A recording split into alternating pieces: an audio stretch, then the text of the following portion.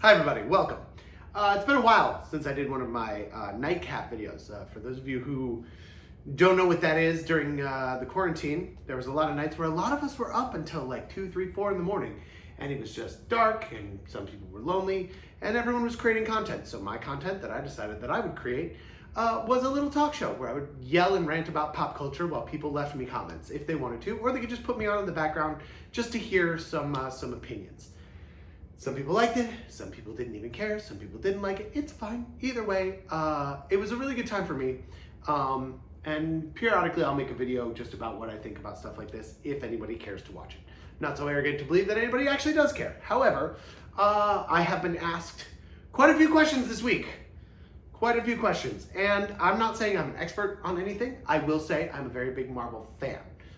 If you guys see my living room here, pretty much everything that you can see, blanket, this pillow, everything that you can see in the shot is pretty much Marvel themed except the couch. So that being said, it's been a really big week for Marvel and a lot of people have asked my opinion. So I figured that I would just shout about it for a little bit, pour myself a whiskey, and just talk to you guys about it because I'm inspired. I'm inspired by what we've seen this week. A lot of stuff. We had San Diego Comic-Con, which was awesome. And then we, of course, had the release of Deadpool and Wolverine. So here's what I will say. The first thing I'm going to talk about is I'm going to talk about the Dr. Doom reveal. That's what I'm going to talk about. And then I may touch on some other stuff from Comic-Con. But then I'm going to talk about Deadpool and Wolverine. If you have not seen Deadpool Wolverine, once I am done with that, I will let you know that I'm going to go into it. Turn the video off because there's going to be so many spoilers. I'm going to talk about that entire plot, okay? So, let's get into it. At San Diego Comic-Con recently, it was largely announced that Robert Downey Jr. would be appearing in the new movies, Doomsday and Secret Wars, that will be the two new Avengers movies, Avengers 5 and Avengers 6. He will be appearing as Dr. Doom. For a long time, we've been waiting for a new Doom, right? It's been a while. We started out with Julian McMahon in the early 2000s Fantastic Four movies. He was he was a sleazy businessman who was pretty evil, but not Doom. Not the megalomaniac, egotistical, kind of like really classic movie villain Doom that generally he is. Then we got the Josh Trank Fantastic Four, in which we got like cyber hacker Victor Von Doom, and then they go to this other planet, and then frankly, I've watched that movie 3 times. I could not tell you what the fuck Doom was in that movie. So we've been waiting for a Dr. Doom that is the proper interpretation of the character for quite some time. I mean, imagine like a mustache twirling super villain that's much more scarier than a mustache twirler. I don't know why I keep saying mustache. It's mustache. Why am I saying mustache? It's mustache. Either way, he's a very classic type villain, right? He's not modern. He speaks in the third person. He's probably got a deep booming voice. He is evil and he is like very overbearing. He is the ruler of the country of Latveria, and he is a scientist and a sorcerer. He knows everything. That's who we've been waiting for. So, in the wake of the Kang controversy, after Jonathan Majors got kicked out of the MCU because of his assault charges that he was found guilty on, and you can have all the opinions you want on that, I'm not really going to talk about that, but Kang got kicked out of the MCU. They realized Kang is not where we're going anymore. We're not going to do the Kang dynasty. We're going to do a different villain. And this is what they've chosen. Now, a lot of people have said that this is what they want. A lot of people have said, we want Doom. This is what I wanted. After Thanos, I wanted Doom. I thought Doom was the right choice after Thanos. We needed an earthbound supervillain, not another weird something out in the cosmos, which Kang absolutely is. Originally comes from Earth, he's a time traveler, but either way, he's a bit big. I wanted a little bit more grounded. We already have Doctor Strange, so we understand sorcery, and of course we understand science because we understand Tony Stark, right? So, they announced that Robert Downey Jr. will be playing this. Now, a lot of people have said, Michael, how do you feel about that? And I got a lot of feelings. The very first feeling that I got was, oh my God, I love Robert Downey Jr. I got so excited. I was so happy just to see him back on the San Diego Comic-Con stage in Hall H, I was just so overwhelmed because I love Robert Downey Jr. I'll watch anything Robert Downey Jr. is in, anything he makes. I think he's a fantastic actor. I think he's the kind of actor I like, the kind of actor I'd like to be. He just won an Oscar. So I was excited, but also I could not shake something. There was another feeling that I couldn't shake. I didn't know what it was. And I was like, I need a minute. I need to sit with this. I need to figure it out. After some time, here is my official feelings. On the surface, I don't like it. That's really where I'm coming from. On the surface, not pleased. And I'll tell you why. It feels not, it does not feel like it's an idea. It feels like it's a reaction. It feels like, you know, a lot of people have used the term money grab. I've used the term money grab. I don't even know if it's a money grab as much as it is a lack of inspiration. I feel like they kind of went, okay, well, here's the MCU, here's our heavy hitter, we lost our guy, what are we gonna do? You know, it's the fact that they lost Jonathan Majors so quickly, they did not know what to do. They've been going through directors and writers for the Kang Dynasty for the last year and a half, and they haven't been able to crack it. And they just, I think, went, guys, just get our heavy hitter back and let's do Doom. And it feels reactionary. And so that to me is not awesome. That doesn't feel inspired. I feel like if you're gonna do Doom, you should grab another actor. If you're gonna do Doom, you should find somebody who's gonna be this person and be able to carry on that mantle like something else. The only reason to get Robert Downey Jr. within the confines of something that's not a money grab, something that's not just uninspired, this is our guy who's kind of the Marvel shepherd, like, it has to come from a place of, this makes sense story-wise. I don't like it either because I don't want it to tarnish Tony's legacy. I think that we had one of the coolest runs in filmmaking and storytelling ever from 2008 to 2019 when Endgame came out.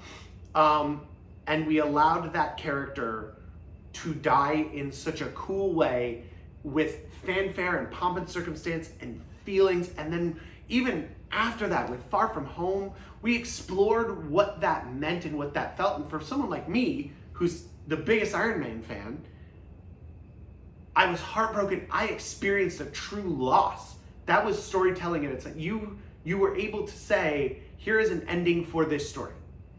And you didn't pull your punch. You said, this is true, this is real, he's dead, it's not comics, he's gone. There you go. And I think that was inspired. It's the same thing they did with Logan. It's the exact same thing they did with Logan.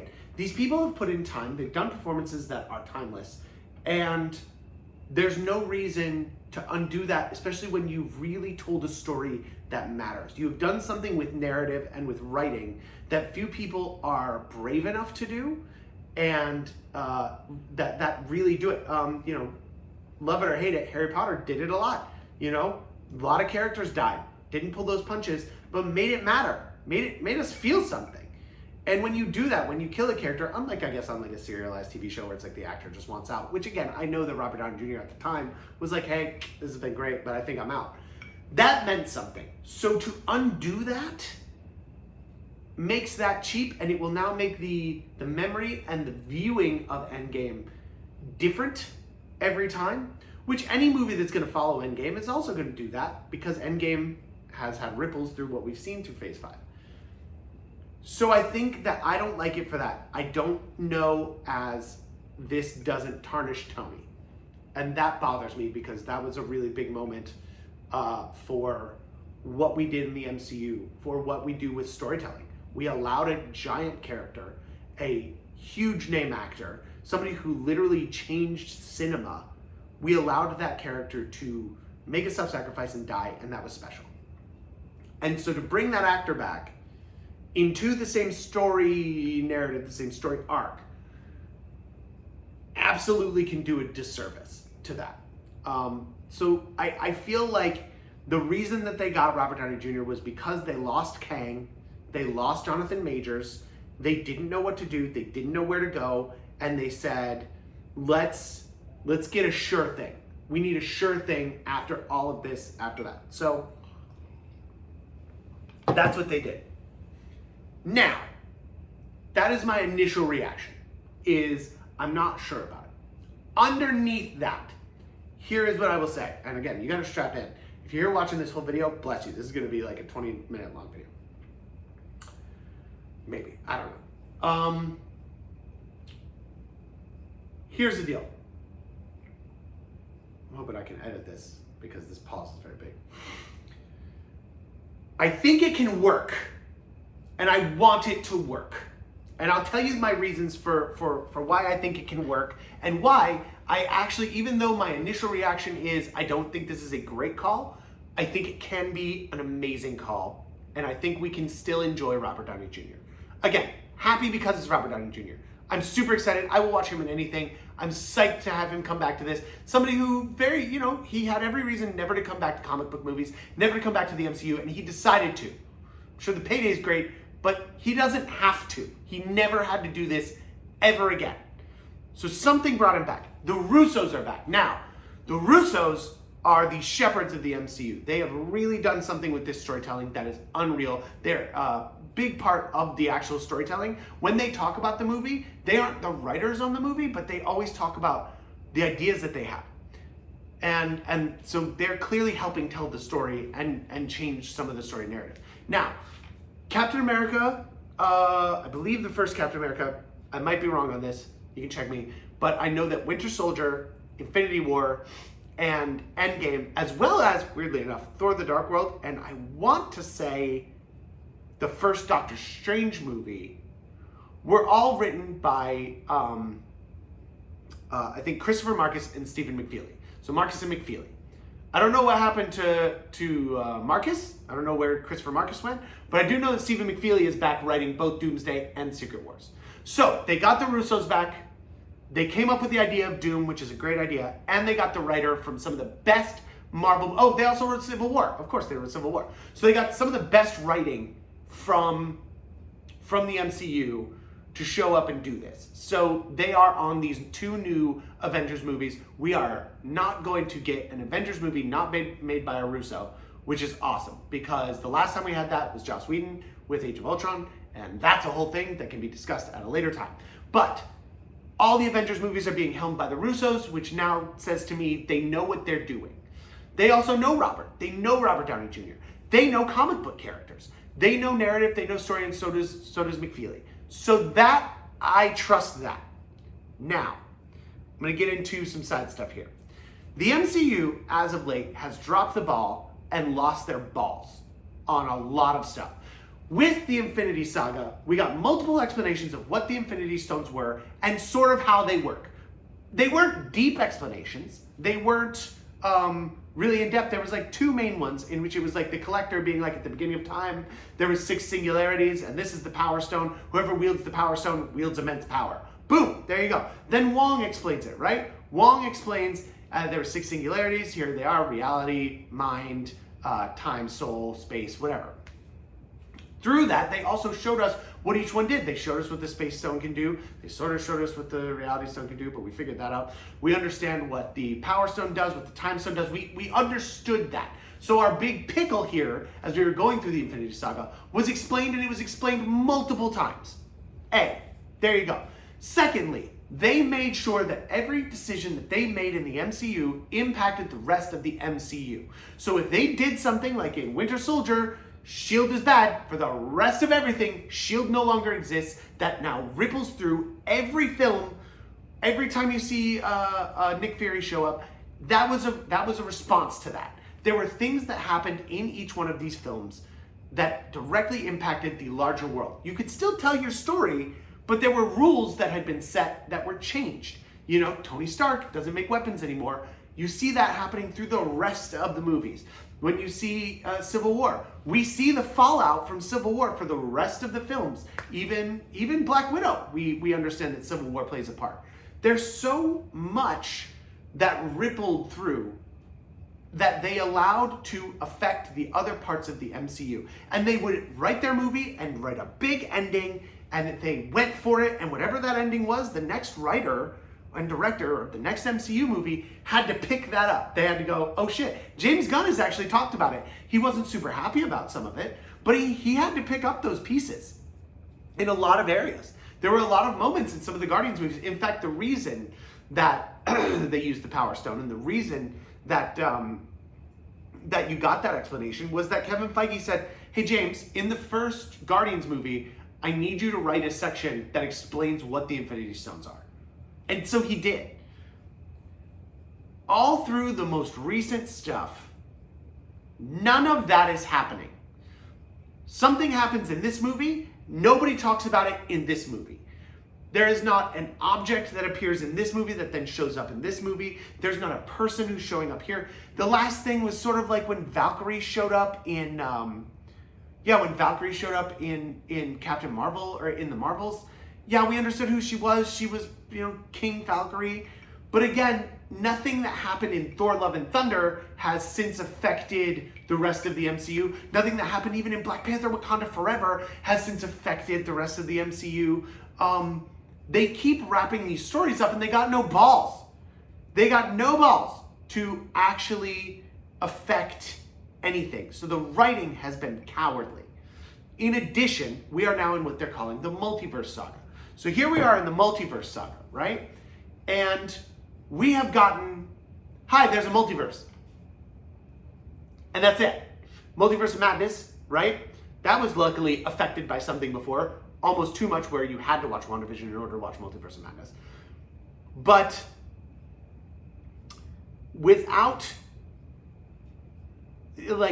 explaining what the multiverse is, they have just allowed the multiverse to be supreme. But we just know, by the way, there's lots of universes. And that's it. We got the weird moment in Multiverse of Madness where they go through all the different possible universes. That's one thing. Then in Multiverse of Madness we saw John Krasinski as Reed Richards. We saw, Black Bolt. We saw a different version of Captain Marvel. We saw that. Then, of course, in No Way Home, we saw the different versions of Peter Parker that all look different. But we still don't really know what the multiverse is. It's just we know that there are different universes that are similar to our own or different than our own, which have variants of our characters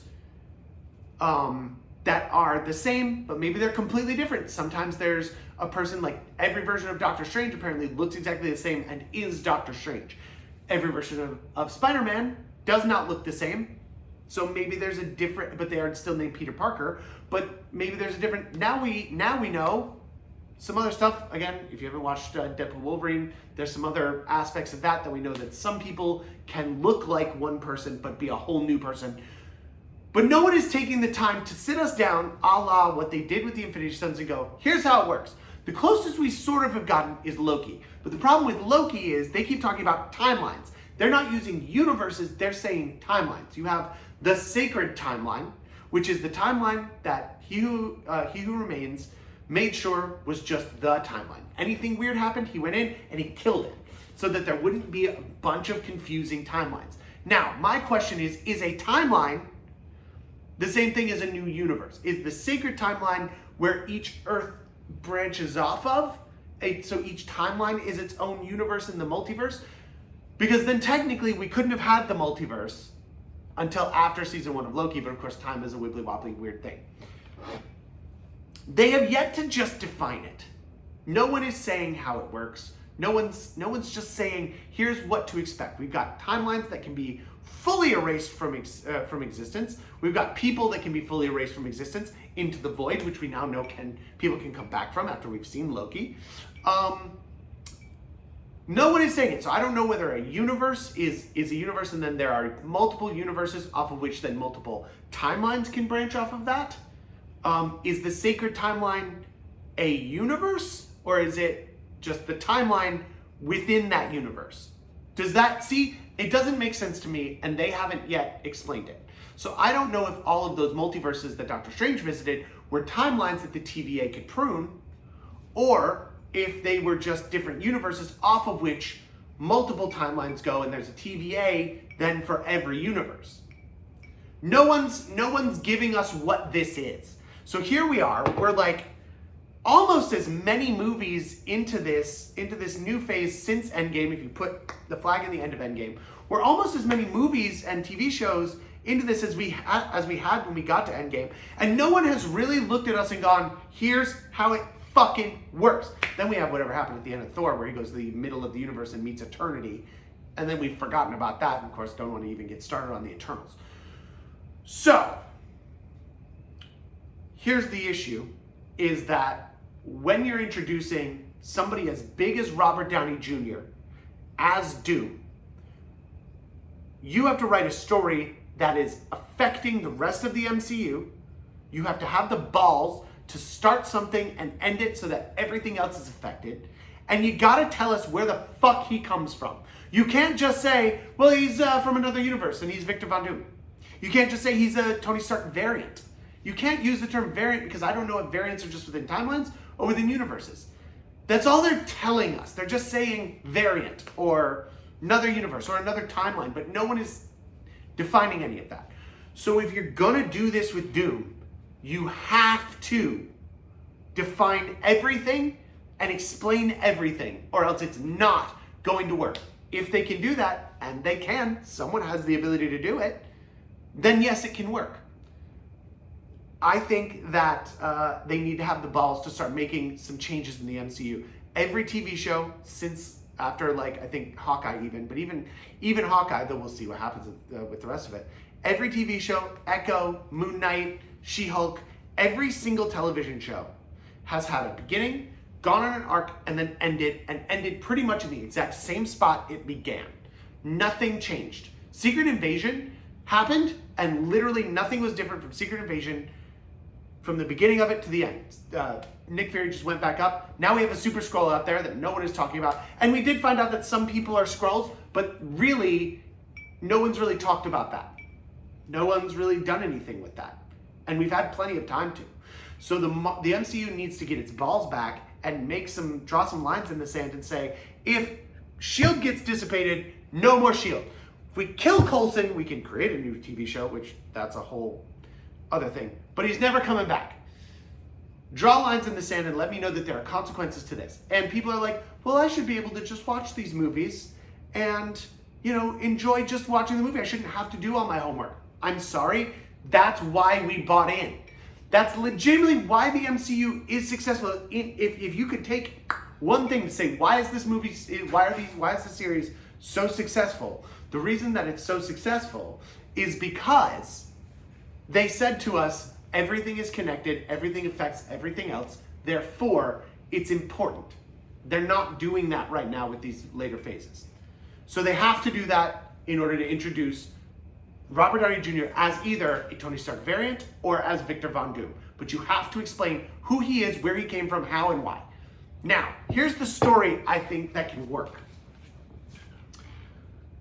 The story that I think can work is that it doesn't matter whether or not he can be both a Tony Stark variant and also named Victor Von Doom. But wherever he was, whatever universe he's from, because I think he's got to be from a different universe. I don't think he can be from our universe.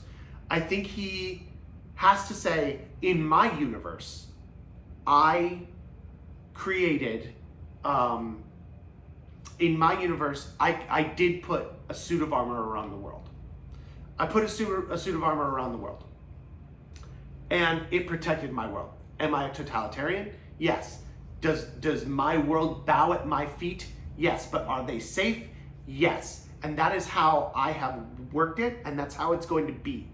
And now, I, being who I am, Doom, on my universe, who rules this world, keeps them safe, because I put that suit of armor around the world. There are Doom bots, Ultrons, whatever you want to call them, all over the place. Everything is now under my control, but my people are safe, even if they're starving or whatever.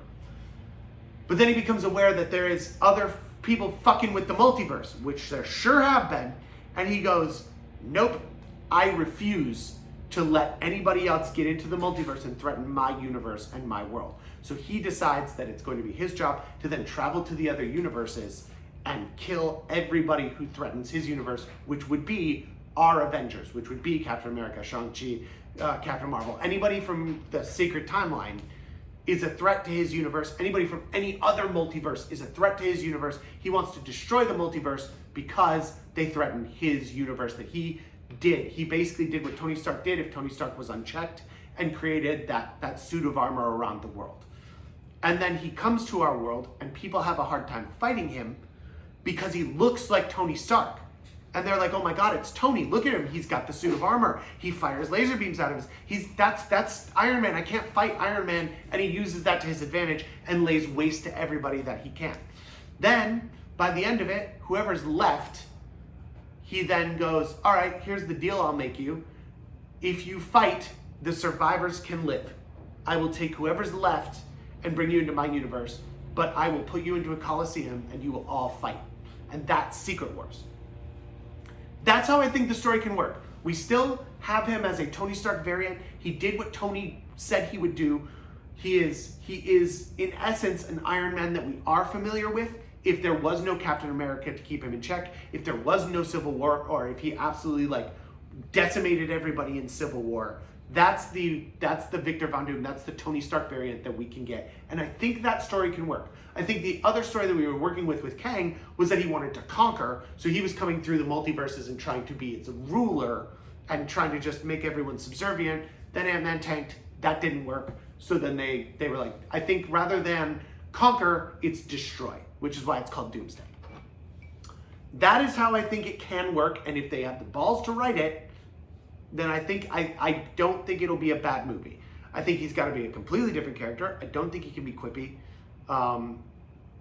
Yeah, I think that's how this can work. And if that's the storyline, if it's him going through the multiverse and saying, look at all the dumb shit you people have been doing in the multiverse, I'm aware of it and I'm putting a stop to it because of how powerful I am, that's a cool story.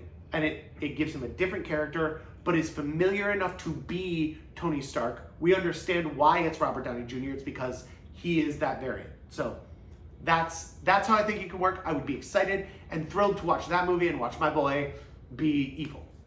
Now, here's another thing that that somebody did recently say to me that I did think actually made a point, which was this. We have had a shit ton of stuff happen to the MCU that has not been awesome, right? You ended up losing Jonathan Majors, Ant-Man and the Wasp tanked, Captain Marvel tanked, we dealt with COVID, we dealt with actors dying, Chadwick Boseman died, so they had to redo all of Wakanda Forever. I think that the MCU, you also had Bob Chapek coming in and telling them, hey, you gotta create so much content for Disney Plus, so just write a bunch of shit with very little oversight because that's what we're doing now. So they had to do that, which then thinned the blood of the MCU. So they've really dealt with a lot of stuff that they didn't foresee that was kind of out of their control. And I think that what this may be is them just going, you know what? So much has gone wrong that was out of our control. What if we let's get our heavy hitter back. Let's go back to what made us a success. Let's go back to what people know and what people want and what they like. And that will put us back on track. And I can't blame them for doing that. If they went, hey, this all started with Robert. He was the lifeblood. He was the connective tissue. He's really what did it. We've really taken a few hits over the last, some stuff that, again, it's out of the control. Chadwick Boseman died. Bob Chapek forced them to do a bunch of stuff. Jonathan Majors getting arrested. Ant-Man and the Wasp not doing well, which I guess could be their fault. But there's so many things that really impacted the MCU that I think maybe they went, no, you know what? Let's go ahead and just go back to basics. Grab Robert, make him a huge character again, and let's do this the way we know how to do it. And frankly, if that's how it is, I can't blame them. I do see that. I think that, again, if you want to do Doom, you don't have to make it multiversal. You just grab a Doom. But again, if you want to wrap up the multiverse and variants, you do take the biggest name in all of the MCU, you make him the next biggest name in all MCU, and you wrap up the multiverse like that. I think it can work. So did I like it? No. I still think that there's a better way to do it. I think it feels reactionary. I think it's weird. Do I think it can work and hope that it works as long as the MCU pulls its head out of its ass and decides to actually write something? Yes. I do think that it can work, and I'm optimistic, but very cautiously optimistic, and hope they don't ruin Tony Stark's legacy, because that is what's leaving a bad taste in my mouth. That is my thoughts and feelings on Robert Downey Jr. as Dr. Doom. Now, I want to talk Deadpool Wolverine, because I'm going to get back into the MCU losing its fucking balls. So, first things first, I do want to say I really liked this movie. I know that seems a little contradictory to what I just said, but I really liked this movie. If you have not seen Deadpool and Wolverine, turn this video off right now. I'm going to talk about the plot, the cameos, all of it. So, turn it off if you've not seen it. Okay, so here's the thing. I think that it was a good movie. I had a great time. I think Ryan Reynolds is amazing. He's one of the best writers and comedic geniuses and best actors of our time. He's a businessman unlike any other, and no one else on this planet has the capability to play Deadpool. There's nobody else. I think Hugh Jackman is wonderful as Wolverine. I think all of the actors were amazing. I think it was some of the best action I have seen. It was well paced. It was a good script. I think that the lines were very funny, and it made sense to me as far as the arc that they went on. I see the story that they went on. So I liked this movie. As a Deadpool movie, it is a 10 out of 10 movie. That is, honestly, 11 out of 10 Deadpool movie. If I'm looking at Deadpool 1, Deadpool 2, Deadpool 3, 11 out of 10, amazing Deadpool movie. As an MCU film, this is a 7 out of 10, maybe a 6 out of 10. Here is what I think. I think that, again, that movie was so fucking funny. It was so good. And Ryan Reynolds delivers and understands comedy and heart in a way that needs to be studied. He should teach classes on how to do exactly what he did. It was amazing what he was capable of. Now, I think Hugh Jackman is just so good as Wolverine. He's so amazing. He really brought the same level of emotional gravitas that he brought to Logan. He didn't have to do that. I think they wrote Wolverine finally. I think this was probably the best iteration of Wolverine as far as who he is in the comics and who he is in the TV show. The gruff, grumpy, not a team player, but heart of gold. I think this was the best iteration of Wolverine that we've had yet. I mean, that's from all of the X-Men movies, best iteration of Wolverine. I think the inclusion of the TVA is good. I think that, again, the cameos, oh my God. Seeing Blade back on screen was something that I so appreciated so much. Watching Wesley Snipes as Blade, and then watching Elektra, Jennifer Garner as Elektra. I don't really give a shit about Channing Tatum as Gambit. If you like that, awesome. I don't care. Watching Chris Evans be Johnny Storm again. To say, hey guys, these movies existed. We love them. We acknowledge them. Because of the multiverse, again, this is the upside of the multiverse. Because of the multiverse, all of our movies that have ever been made, all of our Marvel movies count. And they matter. And these characters awesome. It honestly reminds me of when they did one of the big crossovers in the Arrowverse, where they got all these different iterations of all these characters and these actors. Like when they got Brandon Routh to get back in the Superman outfit, and they got Burt Ward to show up as Robin at one point, and they got the guy from Batman '89 to play Knox. It was really cool, and I like that. And it says all of everything that these people worked on matters. We're not just going to let it be. And that was what was really beautiful about this film, was that it was a love letter to all the Fox movies, especially, God, that montage at the end with Good Riddance. Just wonderful, and I appreciate that for all the actors, all the writers, directors, producers, everyone who worked on those films, who have kind of maybe felt like, well, we made these movies, but because of the MCU, they don't matter anymore. And, a lot of them are panned, a lot of them are disliked. Still hardworking movies, still people who put their blood, sweat, and tears into it. And I think they really did a good job saying, hey, we really did care, we really did try to do something, and you matter. And these characters deserve an ending, as they say. They get an ending, kind of. They kind of got an ending, still don't really know. Anyway, that's what I really liked about the film, so much. Now, let's talk about the problems. Here's what I want to know, and why I can't fully just go, like when I watched Endgame, I can recognize all the plot holes in Endgame, but they were so minuscule to me that it didn't ruin the story. I have a hard time following Deadpool because of some of the plot holes. Here's the first one. They obviously, they don't want to tarnish the legacy of Logan, right? Same thing we got going on with Robert Downey Jr. You kill a character like that, that's brilliant. You don't want to undo that. That's what you risk when you're doing this Doctor Doom thing. You're gonna undo it. But you don't want to undo Logan. So what they did was they were like, oh, we're gonna declare that Wolverine is dead. Issue with that is that Wolverine is like 40 years past the timeline. If you follow the X-Men timeline, Days of Future Past goes after the one X-Men timeline, right? And then we see at the end of Days of Future Past, everyone's good. Jean Grey's there, Cyclops is there, Storm is there, Professor X is there, Wolverine is there. Everybody is happy-go-lucky and everything's great at the end of Days of Future Past. And that's the timeline that we are on. The Apocalypse and Dark Phoenix, those are part of that timeline. They lead up into that ending of Days of Future Past's timeline. That makes sense to me. Deadpool himself really fell outside of any of that, which I just sort of accepted. Because Deadpool was a fourth wall character, I figured when he gets to the MCU, they will address that and somehow, again, fix it. I don't know how. I didn't know how. When the TVA showed up, I was like, oh, there you go. You're just going to kind of like go in and like tie up timelines. Anyway, first problem is that Logan takes place at the end of the X-Men timeline. The ones that have been going since 2001, that is the end of the X-Men timeline, which means that Deadpool, if Deadpool is part of the X-Men timeline, which they do say in Deadpool that he is the anchor being for his universe. So that means Deadpool takes place in the same universe as the X-Men. He would still be alive.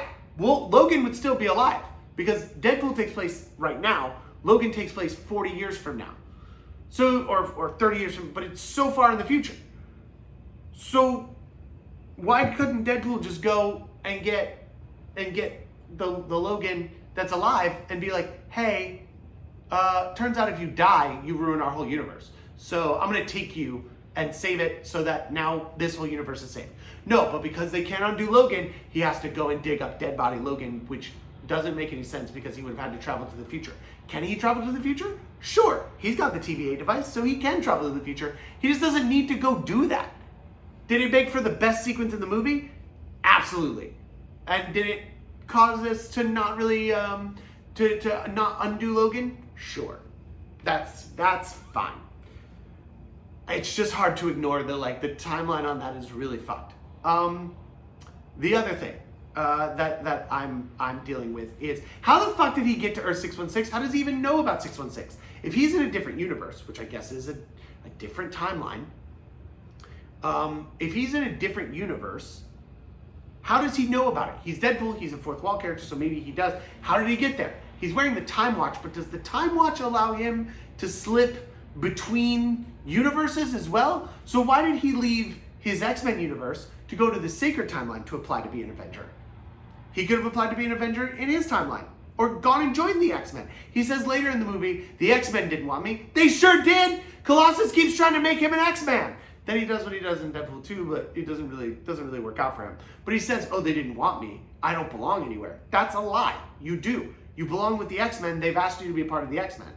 But why does he go to 616? And then he comes back, and then everyone's aware of the Avengers in the X-Men timeline. Nobody explains that. We just sort of accept it.